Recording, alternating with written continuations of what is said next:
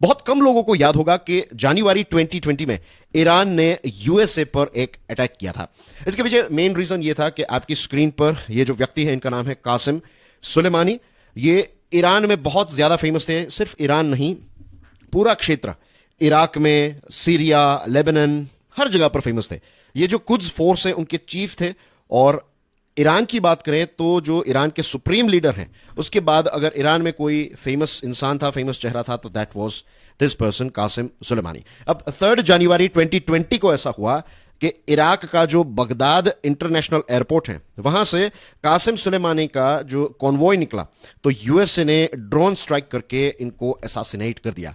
और कहते हैं कि ये जो स्ट्राइक है, ये पर्सनली डोनाल्ड ट्रंप ने अप्रूव की थी। तो ये जब हुआ, उसके बाद ईरान बहुत ज्यादा गुस्से में आ गया। ईरान के जो सुप्रीम लीडर हैं, उन्होंने ये कहा था उस समय पर कि we are going to take a severe revenge. और ये सिर्फ बातें नहीं थी, this was like a wow. Wow का मतलब होता है कि उन्होंने एक शपथ ली थी, राइट, कि अब हम एक बहुत बड़ा हमला करेंगे, इसका बदला लेंगे। और तुरंत ही ईरान ने ऑपरेशन मार्टर सुलेमानी लॉन्च किया और मिसाइल्स के माध्यम से इराक में जो यूएसए के बेसिस हैं, अल असाद का जो बेस है, ये अल असाद बेस का नाम है, तो ये यूएसए का मिलिट्री बेस है, तो यहां पर धड़ाधड़ मिसाइल्स लॉन्च की। ये जो अटैक है, तो इसमें यूएसए की कोई कैजुअलिटीज नहीं हुई, लेकिन कहते हैं कि 100 से ज्यादा यूएसए के जो मिलिट्री पर्सनल हैं, तो उनको ट्रॉमेटिक ब्रेन इंजरीज हुई है। ये बात हम इसलिए याद कर रहे हैं बिकॉज यू नो कि अभी इजराइल पर भी ईरान ने एक अटैक किया है। दोस्तों, मेरा नाम है Prashant Mavani, you are watching study glows. आज हम इंडिया के पॉइंट ऑफ व्यू से ये जो चीजें यहां पर चल रही हैं वेस्ट एशिया में, उसको समझने का प्रयास करने वाले हैं। लेटेस्ट खबर यह आई है कि भारत ने दोनों देशों के साथ, यानी कि ईरान और इजराइल दोनों के साथ डिस्कशन की है। भारत ने अपनी चिंता व्यक्त की है, तो let's go through it. Ministry of external affairs जो है, ये इस स्ट्राइक को लेकर काफी चिंतित है। ईरान ने इजराइल पर एक स्ट्राइक की है और भारत जो है उसका यह कहना है कि this is a very very serious matter. और भारत इस चीज को लेकर काफी चिंतित भी है। चिंता इसलिए है क्योंकि ये हॉस्टिलिटीज जो हैं, ये और ज्यादा एस्केलेट, यानी कि अलग अलग क्षेत्रों में ये फैल सकती हैं। हमारे देश ने तो क्लियरली ये बताया है कि दोनों देशों को इमीडिएटली डी एस्केलेशन करना चाहिए, राइट। और मिनिस्ट्री ऑफ एक्सटर्नल अफेयर्स ने ईरान के फॉरेन मिनिस्टर, जिनको आप अपनी स्क्रीन पर देख सकते हैं, इनका नाम है हुसैन आमिर अब्दुल्लाहियान, तो इनके साथ जयशंकर साहब ने बातचीत की। इसी के साथ इजराइल के जो फॉरेन मिनिस्टर हैं, इनका नाम इजराइल काज है, तो इनके साथ भी एक टेलीफोनिक कन्वर्सेशन की। ईरान के साथ जो हमारी डिस्कशन है, तो उसमें हमने जो करंट सिचुएशन है इस क्षेत्र में, वेस्ट एशिया में, उसको डिस्कस किया। इसी के साथ साथ भारत ने यह भी कहा कि एस्केलेशन को अवॉइड करना है, एक्सरसाइज रिस्ट्रेन और डिप्लोमेसी के माध्यम से सारे प्रॉब्लम्स को आप सोल्व करने का प्रयास कीजिए। ये ईरान के साथ डिस्कशन हुई। रही बात इजराइल की, तो इजराइल के साथ जो डिस्कशन हुई, तो उसमें ये जो डेवलपमेंट्स हुए हैं, इस चीज को लेकर जो भारत की चिंताएं हैं वो व्यक्त की। और इसी के साथ साथ ये जो क्षेत्र है, तो इसमें जो सिचुएशन है, तो ये सारी चीजें जो है वो भारत ने इजराइल के साथ डिस्कस की है। इसके साथ हमारे एस जयशंकर साहब ने यह भी बताया कि ये दोनों फॉरेन मिनिस्टर्स जो हैं, तो उनके साथ टच में रहेंगे और टच में हैं। इसी के साथ भारत ने यह भी बताया है, हमारी सरकार ने यह बताया है कि हमारे देश के लोग जो इन क्षेत्रों में, इन देशों में रहते हैं, तो उनके साथ भी एम्बेसी जो है वो टच में है, ताकि गॉड फॉरबिड अगर कोई ऐसी सिचुएशन हो जाए, तो उस समय पर हम हमारे लोगों को सेफली भारत वापस ला सके। तो यहां तक की तैयारी जो है वो भारत ने कर ली है। रही बात इस अटैक या फिर स्ट्राइक की, तो एज वी नो के इजराइल ने दमास्कस, जो सीरिया का कैपिटल है, वहां पर ईरानियन काउंसुलेट जो है, उस पर एक एयर स्ट्राइक की थी। दोस्तों, मैंने इस पर एक थरो वीडियो बनाया है। This video is available on study glows, तो उस वीडियो को जरूर देखिएगा। उसमें मैंने मैप्स और सारी चीजों के माध्यम से डिटेल में सारी चीजें एक्सप्लेन की हैं, किसका निधन हुआ, ये सारी डिटेल्स मैंने एक्सप्लेन की है। कल का जो वीडियो था, तो उसमें भी हमने इस पूरे इश्यू को और गहराई से समझा है। और आज भारत के पॉइंट ऑफ व्यू से हम चीजों को समझने का प्रयास कर रहे हैं, राइट। तो इजराइल ने यह किया, उसके बाद तेहरान जो है, यानी कि जो ईरान है, उसको एक क्रिटिकल विंडो मिल गया। क्रिटिकल विंडो का मतलब होता है कि एक अपॉर्चुनिटी मिल गई। और जैसे मैंने आपको बताया था ना इससे पहले, कि ईरान के लोग जो हैं, उन्होंने प्रोटेस्ट करना स्टार्ट कर दिया था ईरान की सरकार पर। ईरान के लोगों का भी काफी ज्यादा प्रेशर था कि अब कोई एक्शन लीजिए। लास्ट टाइम जो कासिम सुलेमानी का असैसिनेशन हुआ, उस समय पर आपने ऑपरेशन भी लॉन्च किया, लेकिन यूएसए की कोई कैजुअलिटी तो नहीं हुई। तो इस बार we need to see some blood, right, revenge लेना है।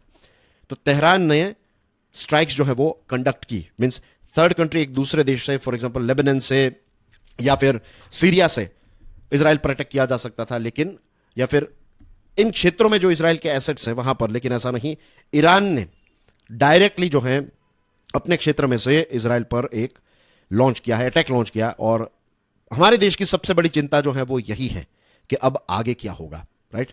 अब तेहरान ने, यानी कि ईरान ने तो अटैक कर दिया, Tehran is the capital of Iran, तो ये चीज तो कर ली। अब इजराइल जो है वो नए नए कदम उठाएगा। अगर इजराइल मुंह तोड़ जवाब देने के बारे में सोच रहा है, अगर इजराइल एक बहुत बड़ा रिवेंज लेने के बारे में सोच रहा है, तो फिर चिंताएं जो है वो पूरी दुनिया की काफी ज्यादा बढ़ सकती हैं।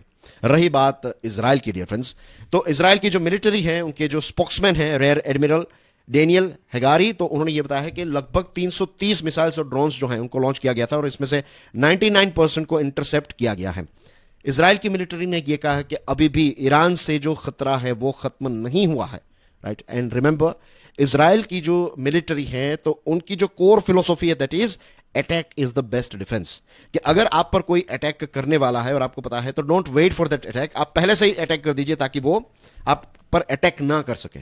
तो ये चीजें जब हम इसके साथ ऐड करते हैं कि इजराइल की मिलिट्री कह रही है कि the threat is not over, कि ईरान जो है वो अब फिर से एक और अटैक हम पर कर सकता है, तो ये अटैक करे उससे पहले अगर इजराइल ने अटैक कर दिया तो फिर ईरान भी अटैक करेगा, तो ये चीज जो है वो धीरे धीरे करके एस्केलेट होते होते कंट्रोल के बाहर चली जाएगी, और ये भारत और पूरी दुनिया के लिए एक बहुत बड़ा चिंता का विषय है कि इजराइल का जो रिस्पॉन्स है वो किस प्रकार का होगा।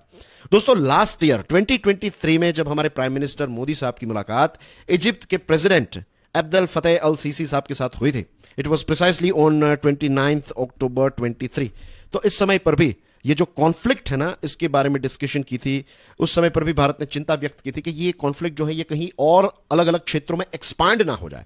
और इस साल जनवरी में जब हमारे प्राइम मिनिस्टर मोदी साहब की मुलाकात इमैनुअल मैक्रोन साहब, जो फ्रांस के प्रेसिडेंट हैं, उनके साथ हुई, उस समय पर भी हमने इस इश्यू को फ्लैग किया था। और अनफॉर्चुनेटली ये जो चिंताएं हैं ये कहीं ना कहीं सच साबित हो रही है।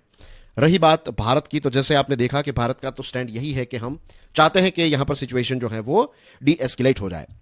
इजराइल के साथ भारत के डीप स्ट्रेटेजिक रिलेशन है, खास करके डिफेंस और सिक्योरिटी में इजराइल हमारा एक बहुत ही अच्छा मित्र देश और पार्टनर है।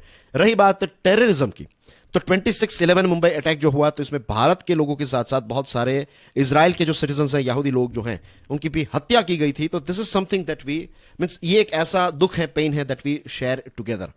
फरवरी 2012 में, बहुत कम लोगों को इस बारे में पता होगा, लेकिन जो एक इजरायली डिप्लोमेट हैं, तो उनके जो मिसेस हैं उन पर न्यू दिल्ली में एक अटैक हुआ था, उनकी जो कार है उस पर अटैक हुआ था, और उस समय पर इल्जाम जो है वो ईरान पर लगा था। तो इस प्रकार की एक्टिविटीज जब होती है तब भारत ने, मींस ऑफ कोर्स टेररिज्म की कोई बात आती है तो भारत जो है वो विक्टिम, यानी कि यहां पर इजराइल के साथ खड़ा हुआ था।